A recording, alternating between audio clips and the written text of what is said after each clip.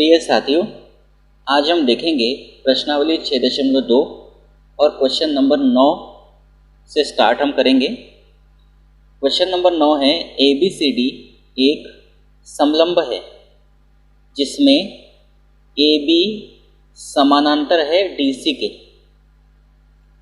तथा इसके विकर्ण परस्पर बिंदु O पर प्रतिच्छेद करते हैं यानी काटते हैं। दर्शाइए कि AO बटे BO बराबर CO बटे DO है। तो एक बात तो आपको ये ध्यान रखना है कि ये क्रम अगर आगे पीछे हुआ तो इसका टेंशन नहीं लेना है। जैसे AO लिखा है तो ये OA भी हो सकता है, BO लिखा है तो OB भी आ सकता है, यानी यहाँ आगे पीछे हुआ तो कोई दिक्कत नहीं होगी। तो ये तो एक बात हो गई। अब बोला ABCD एक समलंब है। समलंब है मतलब समलंब चतुर्भुज है। तो समलंब चतुर्भुज कैसा होता है? समलंब चतुर्भुज में जो भुजाएं होती है तो आमने सामने का कोई एक जोड़ा समांतर होता है और एक जोड़ा असमांतर होता है। जैसे अगर मैं बनाऊं इस तरह से होता है, ये थोड़ा इधर नहीं चाहिए था, तो ये देखिए ये इस तरह का चतुर्भुज है। इसको कहते हैं समलंब चतुर्भुज, जिसमें कोई भी एक भुजाओं का जो जोड़ा होता है वो समांतर होता है। जैसे ये है तो इसके समांतर ये है और ये असमांतर है, मतलब ये कहीं ना कहीं जाके अगर इसको आप आगे बढ़ाते हैं तो कहीं ना कहीं जाकर ये मिलेगी। आप ये भी कर सकते थे कि यहाँ पर समांतर बना के यहाँ पे असमांतर ले सकते थे। तो कोई भी एक जोड़ा कैसा होता है? समांतर होता है। तो ये हमारा है समलंब चतुर्भुज। अब इसका नाम दे देते हैं ABCD है, तो क्रम से देते A B C और D। ये हो गया समलंब। ABCD क्या है? समलंब है जिसमें AB समानांतर है DC के। AB DC के समानांतर है, जैसे रेलवे की पटरियाँ होती है ना उस तरह से समानांतर है तथा इसके विकर्ण परस्पर बिंदु O पर प्रतिच्छेद करते हैं। तो ये विपरीत कोणों को मिलाते हैं, तो ये एक विकर्ण हो गया और ये दूसरा विकर्ण है। ये दो विकर्ण है।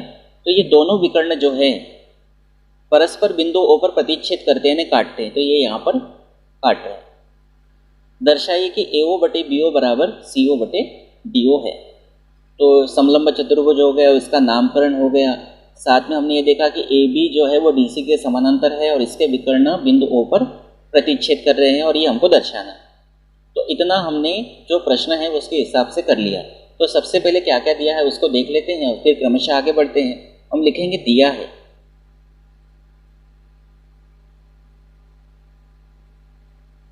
क्या दिया है? ABCD एक समलंब है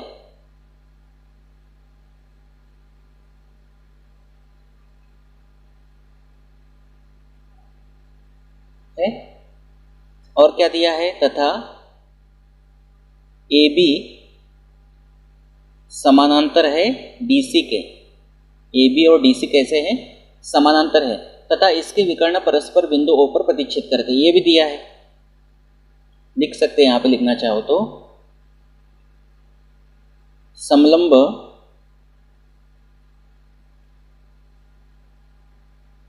ABCD के विकर्ण परस्पर बिंदु O पर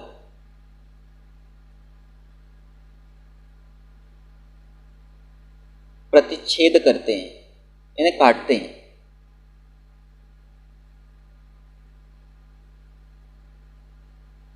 तो जो जो दिया था वो हमने यहाँ पे लिख दिया। ठीक है, ये हमने प्रश्न से ही लिखा है, इसमें कुछ नया तो लिखा नहीं है, तो इसमें तो परेशान होने की ज़रूरत आपको है ही नहीं। तो ये इतना हमको सब दिया है, इसमें आवश्यकता अनुसार आप कम ज़्यादा कर सकते हैं। तो दर्शाइए कि मतलब सिद्ध करना है, तो हम लिखेंगे सिद्ध करना है।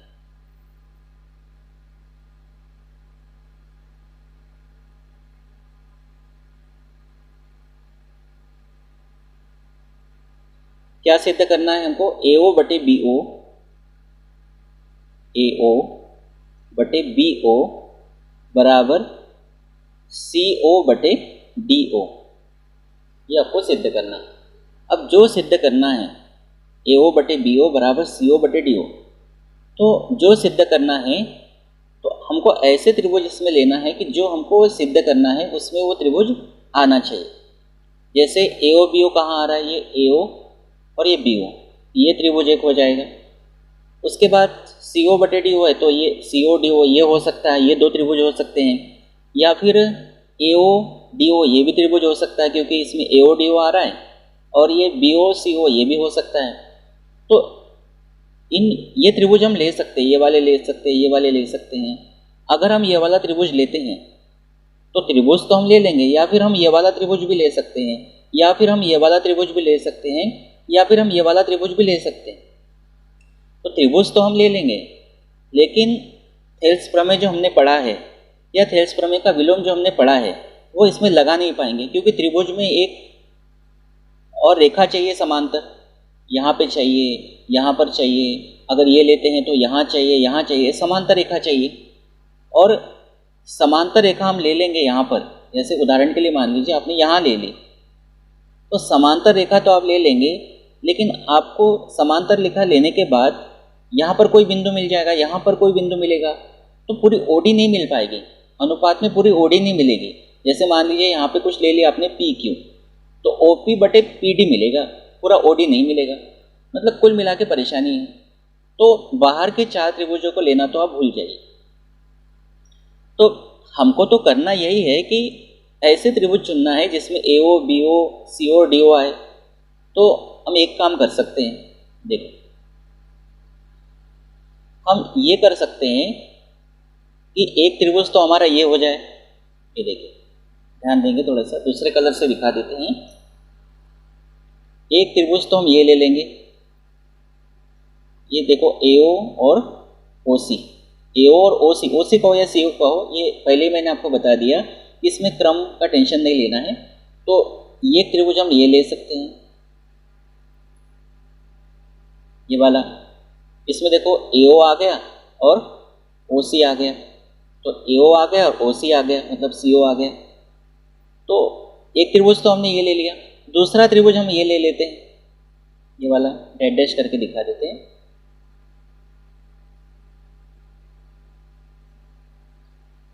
ये वाला हो जाएगा, कौन सा, BCD।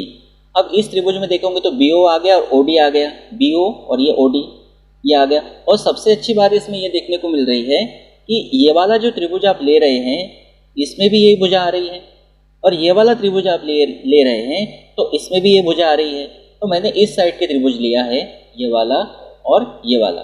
आप इस साइड के भी ले सकते हो, ये वाला भी ले सकते हो और ये वाला भी ले सकते हो, तो आपके हिसाब से आप कर सकते हो।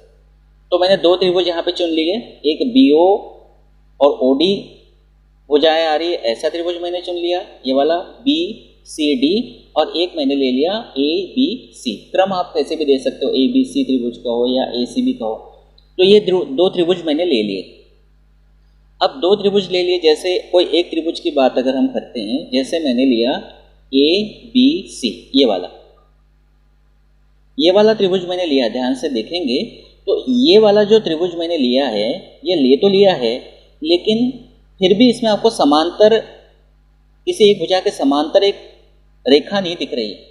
और ये वाला भी त्रिभुज अगर मैं ले रहा हूँ तो इसके भी समांतर, इसमें भी किसी एक भुजा के समांतर मुझे रेखा नहीं दिख रही है। अच्छा, मुझे एक बात ये पता है कि AB और BC दोनों समांतर है, तो मैं क्या करता हूँ, या तो DC के समांतर एक रेखा और खींच लेता हूँ। मैं DC के समांतर खींचूंगा तो वो AB के समांतर ऑटोमेटिकली हो जाएगी। कैसे हो जाएगी, क्योंकि ये दोनों समांतर है ना, AB और CD यानी DC, ये दोनों समांतर है। जब ये दोनों समांतर है तो मैं किसी एक भुजा के समांतर रेखा खींचूंगा तो दूसरे के समांतर वो ऑटोमेटिकली हो जाएगी। तो मैं काम करता हूँ, AB के समांतर एक रेखा खींचता हूँ, ये देखो, इसका नाम दे देते हैं OE। ये रचना कर रहे हैं हम एक्स्ट्रा, इसमें हमने क्या किया, AB के समांतर OE खींची, तो ये OE रेखा जो है वो DC के भी समांतर हो जाएगी। क्यों, क्योंकि AB और DC समांतर है। अगर मैंने AD के समांतर खींचा है तो वो DC के समांतर भी हो जाएगी। मैंने खींचा तो किसी एक भुजा के समांतर, लेकिन दूसरे के समांतर वो अपने आप हो जाएगी। क्यों होगी, क्योंकि ये दोनों समांतर है। अगर ये दोनों समांतर नहीं बोलते तो मैंने इसके समांतर खींचा तो इसके समांतर नहीं होती, वो इसके समांतर क्यों हो रही है? क्योंकि ये AB और DC दोनों कैसे हैं? समांतर है, इसीलिए हो रही है। तो मैंने AB के समांतर OE खींचा। ठीक है, तो ये रचना की हमने। अब ये खींचने से क्या हो गया? देखो, इस त्रिभुज में भी इस भुजा के समांतर हो गई और इस त्रिभुज में इस भुजा के समांतर हो गई। मतलब यहाँ पे खेल्स प्रमेय लगाने में हमको आसानी होगी। ठीक है, तो हमने यहाँ पे की है रचना।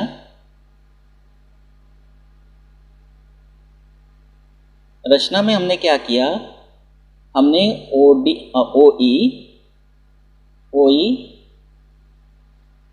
AB के समांतर खींचे।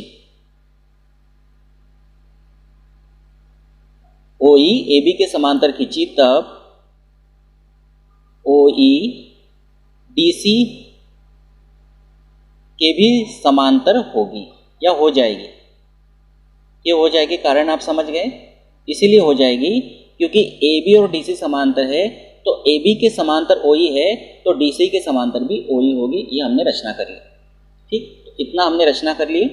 अब हम चलते हैं जो सिद्ध करना है उसको लाने के लिए आगे हल करते हैं। देखिए, सबसे पहले हम त्रिभुज ले लेते हैं ABC। ये वाला त्रिभुज ले लेते हैं। त्रिभुज ABC में, त्रिभुज ABC में क्या है? OE समांतर है AB के, OE समांतर है AB के। ये कहाँ से आया है? ये हमने लिया रचना से।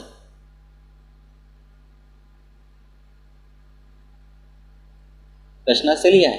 तो OE जो है AB के समांतर है, तो अनुपात आपस में बराबर होगा, क्योंकि थेल्स प्रमेय ये कहता है, BPT ये कहता है कि अगर किसी त्रिभुज में रेखाएं समांतर है तो अनुपात आपस में बराबर होता है।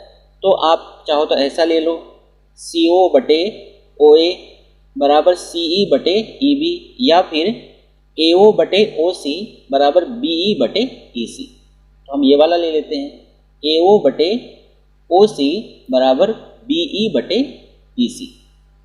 लिखेंगे यहाँ पर AO मतलब ये वाला बटे OC।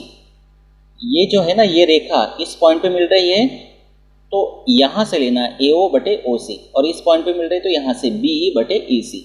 तो हम ले रहे हैं AO बटे OC बराबर BE बटे EC। ठीक, इसको ये कैसे आया हम लिखेंगे BPT से। BPT से इसको नाम देंगे समीकरण नंबर 1। उसी प्रकार हम ये देख पा रहे हैं कि OE जो है वो DC की भी समांतर है, ये भी रचना से है। हम लिखेंगे तथा OE समानांतर है DC के। ये भी कहाँ से? रचना से। तो OE DC के समांतर है, OE DC के समांतर है, इसीलिए BPT से क्या होगा? इस त्रिभुज के अंदर BO बटे OD बराबर BE बटे EC। BO बटे OD बराबर BE बटे EC। ये भी कहाँ से होगा? BPT से, क्योंकि रेखाएं समांतर है तो अनुपात आपस में बराबर होंगे। इसको नाम देंगे समीकरण नंबर 2। अब समीकरण 1 और समीकरण 2 दोनों के राइट हैंड साइड आपस में बराबर है। दोनों के राइट हैंड साइड आपस में बराबर है तो लेफ्ट हैंड साइड भी आपस में कैसे होंगे? ये भी बराबर होंगे। हम लिखेंगे इसीलिए समीकरण 1 व 2 से AO बटे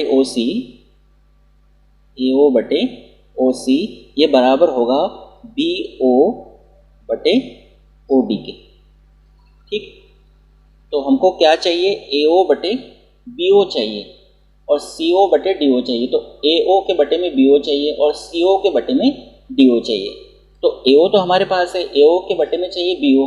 तो हम एक काम कर लेते हैं, इसको इसकी जगह पर लेकर जाते हैं, इसको इसकी जगह पर ले आते हैं। तो क्या होगा? देखो, AO बटे BO बराबर, ये इसकी जगह आ गया, ये इसकी जगह चला जाएगा, OC बटे OD। ठीक है। और मैंने आपसे कहा था AO बटे BO बराबर OC मतलब CO है और OD मतलब DO है, या आप इसको ऐसा लिख सकते हो। वैसे कोई दिक्कत नहीं है, कोई दिक्कत ये है नहीं, लेकिन फिर भी आपकी संतुष्टि के लिए मैं इसको क्रम चेंज कर देता हूँ। AO बटे BO बराबर CO बटे DO, और यही आपको सिद्ध करना था। हम लिखेंगे इति सिद्धम।